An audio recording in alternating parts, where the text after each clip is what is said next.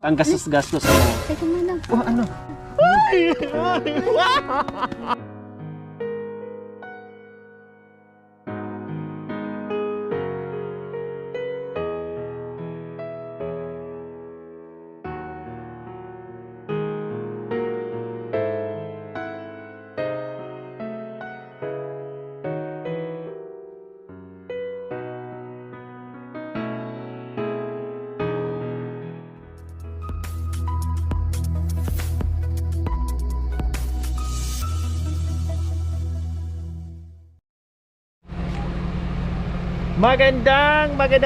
Magandang tanghali po mga kababayan. Nandito na naman tayo sa ating pag-iikot araw-araw mga kababayan, na hindi tayo napapagod, umulan man, bumagyo, basta nandito bumabaha ang ating biyaya para sa mga kababayan natin.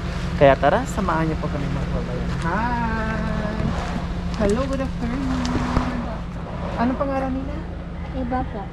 Eva. Iba Bautista po. Iba Bautista. Bautista. Si Ate Eva Bautista. Ilang taon na po kayo, Ate Eva? 40 po. 40 na kayo. O, nasaan si Adan mo? Ha? Nasaan si Adan nga eh? May asawa o single? Mga po. Hahanapan kita si Adan. No? Saan ba bahay niyo po? Damo ko. Pwede tayong pumunta? Opo. Tara. Wow, ang sarap naman. May mga pahalaman sa harap. Din meron pang pagulay dito. O yan, hindi namin sa amin po yan. Ay, hindi yan po sa inyo. Sino kasama niyo po sa bahay niyo, Ate Eva? Tatang ko po yan. Nasaan po si mother niyo? Tatang ko po. Si tatang niyo lang ang kasama niyo.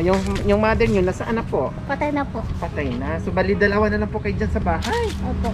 Oh. Anong trabaho ni tatay mo? Mantel po, madam. Mantel? Ayun. Nagawa ng bahay po, madam. Karpintero. Gumagawa ng bahay. So, ngayon, nandiyan pa si father niyo. Wala po. Ay, wala dyan. Nasaan? Doon sa... Nasa mga trabaho. po. Opo. O, yun po yung ginagawa niya. Opo. Ilan kayo magkakapatid? 2 po. Ilang taon na si tatay? Hindi ko alam kung ilan na yung madam. May 50 na, may 60 na. Siguro, madam. Senior na, kumbaga. Opo. Ganun. Ayan. So, ito po yung bahay ni Ate Eva, no? Dalawa lang po sila nakatira dyan. Tapos, wala na silang nanay. Sumakabilang buhay na po si nanay. So, ang kasama niya is si tatay na lang. At si ate. Yung kapatid niyo po, Ate Eva, nasaan po nakatira? Dito po, madam. May asawa na po. Opo, may sana po. Dito rin po nakatira. Hindi po. Nasa ibang bahay. Opo. So bali dalawa lang po talaga kayo dito. Madam. So ayan. Ate Eva, maitanong ko lang po ha, huwag yung masamain. Bakit ganun po kayo maglakad? Nung bata ako kasi, ang dami na yung ng gamot ni mama. Nung bata pa po kayo. Tapos, pero nung ipinanganak kayo, hindi kayo ganyan. Normal po kayo. Gito na po. Okay. Nung binuntis kayo, uminom ba si mama ng gamot? Opo. Ininuman ka ng gamot. Bakit ininuman ka ng gamot? Hindi ko alam po. Siguro nilagnat siya, nagkasakit siya. Habang binubuntis siya, uminom ng gamot. Tapos paglabas po, ipinanganak kayo, ganyan na po kayo. Opo. Hindi na kayo nakapag-aral. Hindi na po. Paano yung gawain sa bahay, Ate Eva? Kaya nyo Tatang po? ko po. Yung pagsaing, ganon. Kaya ko po. Kaya nyo po? Opo. Paglaba? Opo, kaya ko po. Ibig nyo sabihin, kaya nyo yung gawaing bahay. So si tatay mo nasa labas nagtatrabaho, tapos kayo dito sa bahay, Opo. gumagawa kayo. Tapos 40 years na po kayo, Opo. Ate Eva, di ba? Tapos hindi na kayo nakapagtrabaho. Siyempre, ganyan na yung kalagayan nyo. O ano pang sabi ni tatay nyo sa'yo? Bakit di mo na itanong kay tatay, bakit uminom si mama ng gamot? Alam namin na buntis siya, pinagbubuntis niya ako, bakit? Hindi po. Hindi na nagtatanong. Hindi po. Si papa araw-araw may trabaho. Opo, minsan po. Ilang taon na ba si nanay na namatay na? Matagal na panahon na? Nung baby pa ako yung madam, namatay ni mama. Baby pa kayo, so hindi nyo nakita yung nanay Hindi na nyo? po. Nung ipinanganak kayo, Namatay na po. namatay na si mama mo. Anong sakit ni mama mo? Problema daw. Ha? Problema kay tatang ko. Inom na inom. Problema? Opo. Kay tatang ko. Si tatay mo, Inom na inom gamin. mahilig uminom ng Opo. alak. Opo. Hanggang ngayon ba? Opo. O tapos, na-stress, na-depress yung nanay nyo. So, yun po yung naging dahilan na hindi nakayanan. So, namatay, nagkasakit. Opo. Madalas ba ang pag-iinom ni tatay? Opo. Lagi-lagi po. Lagi-lagi. Hindi ba niya sinasaktan si mama mo? Hindi ko alam po. Hindi mo alam. Ngayon, hanggang ngayon patuloy pa rin sa pag-iinom si tatay. Paano yun? Hindi nagmamaoy, hindi nagwawala, Hindi po. hindi ka sinasaktan. Hindi. Bakit lagi daw umiinom si tatay mo? Hindi ko alam po. Talagang kahiligan na niya, nakasanayan niyang uminom ng uminom. Opo. So araw-araw po talaga siya lasing? Paano yan kung may kita siya? Bumibili ng pagkain? Bibili ka ng bagas po. Bibili siya ng bigas, tapos ang ulam nga Opo. Bibili din. bibili din siya. Opo. Basta kung may kita siya, bibili siya ng pagkain, tapos bahala na siya doon sa sobrang sa income niya, bibili talaga siya ng inom niya. Ano ba madalas ang iniinom ni tatay mo? Tobeto po. Ito ba ito? Opo. Ito kung malakas talaga yung mga kababayan. Anong cheeser niya doon, partner? Wala po. At tubig po. Tubig, anong pulutan? Lechong manok. Wala. Kawawa naman. Tapos ganito pa yung sinapit ni ate. Si ate pala habang binubuntis, no, yung nanay siguro may sakit, no? Nilagnat ba or may sakit, tapos nainuman ng gamot. Maraming gamot na ba nainom ate? Hindi ko alam po. Basta yun lang yung kwento. Opo. Nung binubuntis kayo, ininuman ng gamot, ganyan na nangyari sa inyo. Yan po yung side effect. Opo daw. Buti na kahit paano nakakakilos pa kayo, nakakapagsalita kayo kahit paano, ano. Opo. Okay. Saan kayo galing kanina? Doon po yung kasinsing ko po. Pinsan nyo. Buo po. Diyan ako natantabay ko, madam. Diyan kayo nagtatambay. Opo. Anong sabihin mo kay Papa? Sabihin mo kay Papa ay na nagiinom. Ano sabihin mo sa kanya? Mensahe mo kay Papa. Nabubusit na ako sa kanya po. Inom na inom. Problema ko sa kanya. Inom na madam. Nabubuisit na kayo. Opo. Si inom ng inom. Walang Opo. tigil. Hindi niya ba nasabihin, tatay, tumigil na kayo sa inom, hindi bang? Baga na, anak kayang kulanang sa akin, madam. Ha? Anak kayang kulanang sa akin. Sabi niya, anak ka lang? Opo. O sabi mo, oo, tama po kayo tatay. Anak nyo nga lang ako. Kaya nga, nandito ako mag-guide sa inyo at para sawayin kayo. Dahil mahal ko po kayo. Ayaw ko po kayong mawala sa akin. Dahil wala na ngayong nanay ko. Mawala pa kayo sa akin. Madam. Ha? Ang tangkanto una. Matigas ang ulo. Talagang ayaw makinig. Ayaw po. Kahit anak tayo o magulang, may karapatan tayo bawat isa magsabi. Pag mahal natin ang isa't isa, natural. Pagsabihan natin. Kasi ibig sabihin nun, pag nagsabihan ka, ibig sabihin nun mahal ka, may halaga ka para sa kay ate, di ba? Oh. Kaya lang, paano pag naboisit kayo, anong ginagawa nyo? Umayos na rin ako, madam. Punta ko yung kasinsing ko. Pag mainit ang ulo mo, pag naboisit ka sa kanya, pupunta ka na lang dyan. Kasinsing ko po. Parang iiwas ka na lang. Iwas ka na lang, tama yung ginawa mo, iwas ka na lang ha. Kasi ganyan na yung kaligayan mo. Siyempre pag lasing, hindi mo alam kung anong gagawin sa'yo. Ganyan pa, may kapansanan ka tapos, di ba? Magwawala pa siya dyan. Sabi mo tatay, kaya nangingialam ako sa'yo kahit anak mo ako dahil mahal kita, ayaw kong mawala ka at magkasakit ka dahil may edad ka na kamo ha. Okay, Ate Eva, mayroon kaming surprise sa iyo. Ako Ate Eva.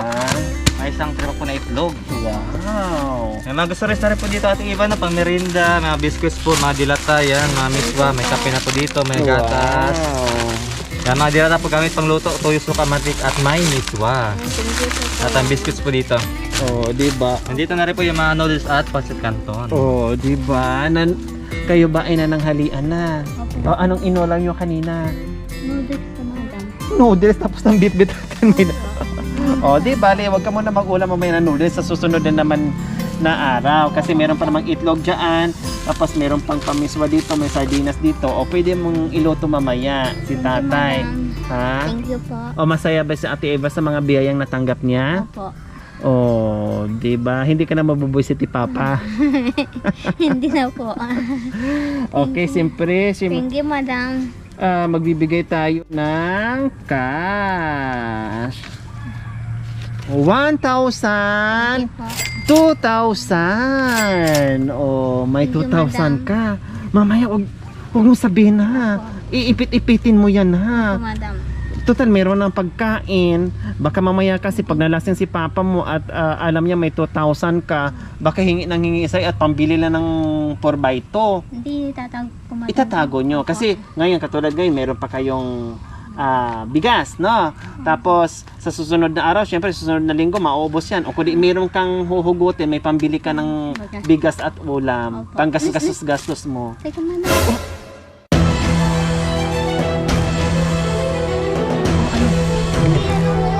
Ay! Teka, madam. Ay, Diyos ko! Ay, ano po? Ay ko! Diyos ko, tumayo yung balahibo. Ay, lumipat! Lumipat! Ay, lumipat! Higad yun ah. Hindi, oo, yun, higad na yun. May balahibo na yun, Ate Eva. Makati yun. Opo, bakit yung madam? Tumayo yung balahibo ko, kuya. Nandiyan Ayan siya. naman naman. Ito oh, higad. Diyos ko, ginoo ko. Ay, Diyos ko, nawala yung espiritu ko si Ate Eva. Akala ko, ahas ba? Uod pala. Higad na po yun, Ay, Ate Eva. Hindi na yun uod. Diyos ko po. O, Thank you po diba? to po. Ay, thank you po to, apa. Ay, madam. O, sabihin nyo kay tatay, meron natin pambili ng 2x2. Ito, madam. Hindi, bibili ko ng gamit ko to, madam. Gamit ng ano? Gamit ng bahay po. Tulad ng Kandilo. kaldero. Kasi yung kandilo may botas na po. Butas-butas. Paano pag nagsaing po kayo? Yung iba pa hindi nalagyan ng yung pandikit po. Patingin, ano bang klaseng kaldero na nilagyan mo ng pandikit? Teka po, kunin ko. Sige, punta tayo doon. Kunin, hawakan nyo na lang po yan. Tabi mo na. Ilagay mo sa bulsa mo. Kasi na kang bahay namin kuya ah. Okay lang po. Dami nga kahoy oh, sipag. Ang sipag-sipag nga, hindi nawawala ng... Hindi tatang ko kuya. Nakakakal po. Ayun So, po, nandito, pumasok tayo, papasok tayo sa bahay Ayun ni po yung kanina yung botas na. Ayun, Ate Eva. botas na po. Ayun. Okay. So, ayan na. So, sabi ni ate is, bibili siya ng kaldero. Dahil, tingnan nyo naman mga kaldero nila, diba, mga butas-butas na. Kaya, sabi niya, salamat dahil may pambili na siya ng kaldero. Tapos, yung iba, itatago daw niya para meron siyang madudukot, no, Ate Eva, no? O, Ate Eva, anong mensahe nyo sa mga biyayang natanggap natin nga? Sa mga sponsors natin na nagbigay nito lahat. Ay, thank you po yung bigay sa akin ng ganito po. Sponsor po. Ayan, sumasaya na kayo. Ha? Opo, Marami ba kayong bigas dyan? Madam, kung konti na yan. Kunti na lang. Opo. Matagal-tagal maubos ito dahil dalawa lang kayo ni tatay. At si tatay naman lagi nasa labas, no? Dahil sa trabaho. Ayan po mga kababayan, no? Napansin ko si Ate Eva naglalakad habang kami ay umiikot, yun, no? At binabaan ng ating team. So, isa na naman sa mapalad sa hapong ito, si Ate Eva. So, maraming salamat po sa inyong lahat na talagang walang sawang magsubaybay sa vlog ko araw-araw without skipping ads. Yung ating panonood mga kababayan, yun ay napakalaking tulong po, no, sa mga kababayan natin na nagbibigay tayo ng ayuda araw-araw. Maraming salamat po dahil itong ayuda natin mga kababayan, yung ating pagmamahal ay walang hangganan po. Habang tayo ay may hininga, tuloy-tuloy po ang biyaya sa mga kababayan natin, pamamahagi po, no? Maraming salamat po sa ating mga sponsors, no, na talagang nandiyan, no, to the rescue. Maraming salamat po from Anonymous or Silent Sponsor, Ma'am Elvie Taluban Lial, Sir Mel Galang from New York, USA, and Ma'am Esther Gordon. Maraming salamat po sa inyong ganito ang puso. Naway pagpalain tayo ng Panginoon Diyos araw-araw. Nawa ay bigyan pa tayo ng kalakasan ng katawan sa araw-araw. Nawa ay bigyan pa tayo ng mahabang buhay upang sa ganun marami pa tayong masagip ng mga kababayan na lubos ng nangailangan. Maraming salamat po. So mga kababayan, huwag niyo pong kalimutan, paki-share, subscribe sa aking YouTube channel, Lori Aquino Tarita. Maraming salamat po, God bless us all. Bye, Ate Eva! Po. Oh, diba? Thank you po po ay madam. Walang anuman po. Ay, meron din kayo, ate! Magulating ka rin. Tara na, Ate Eva. Ate Eva, siya nga po pala si Adan. Gwapo ba si Adan? Medyo. Ah! Medyo kasi may mask. Tanggalin mo kasi. Hindi tanggalin. Oh, yan. Oh, ano. Kanina may mask. Medyo ngayon. Gwapo si Adan o hindi? Opo.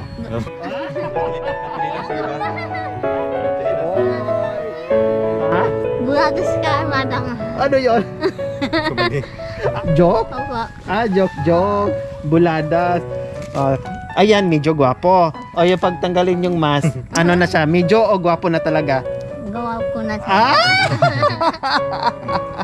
Matuturuan ko na sa Ate Eva, no? Kasi lumabot na Ate Eva.